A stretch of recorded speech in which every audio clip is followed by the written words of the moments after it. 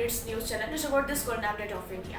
More than 13,000 new cases of COVID-19 have been registered in India on Wednesday, which is 44% more than the previous day, that is Tuesday.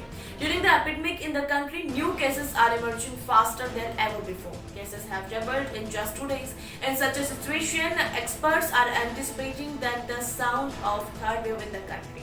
According to the information, till late Wednesday, 13,155 new cases were registered in India, in which the figures of 2 states were yet to come.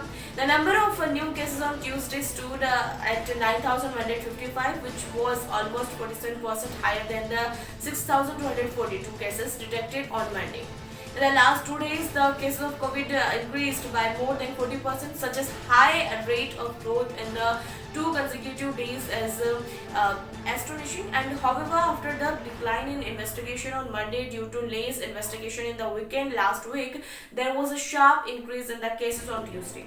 During the second wave, there was an increase of 35% and 13.5% in new cases on March 31 and April 1.